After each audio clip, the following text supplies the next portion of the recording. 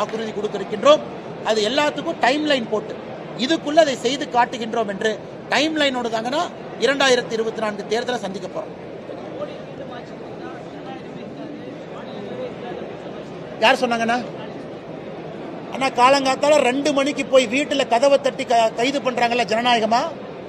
சமூக வலைதளத்தில் ஒரு பதிவு போட்டா சேஷாத்ரி போன்றவர்களை கைது பண்ணி உள்ள வைக்கிறாங்க.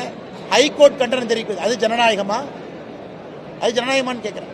அதனால ஜனநாயகத்தை பற்றி பேசுவதற்கு ஒருவருக்கு தகுதி இல்லைன்னா எப்படி ரஷ்யாவில் ஸ்டாலின்கிற பேரு ஜனநாயகத்துக்கு எதிராக இருந்தாங்களோ அதே மாதிரி தமிழ்நாட்டில் இருக்கக்கூடிய ஸ்டாலின் என்கின்ற பெயரும் ஜனநாயகத்துக்கு எதிராக தான் இருக்கிறார். 2 ஸ்டாலினுக்கும் ஒப்பிகை போட்டீங்கன்னா எந்தவித மாறுபாடும் இல்லை. அவங்க சீக்ரெட் போலீஸை வச்சு 2 மணிக்கு தூக்குவாரு, இவர் ஸ்டேட் போலீஸை வச்சு 3 மணிக்கு அரெஸ்ட் பண்ணுவார். அதனால ஜனநாயகத்தை பற்றி பேசுவதற்கு ஒரு கட்சிக்கு ஒரு தலைவருக்கு தமிழகத்திலே உரிமை இல்லை என்றால் அது அண்ணன் ஸ்டாலின் அவர்.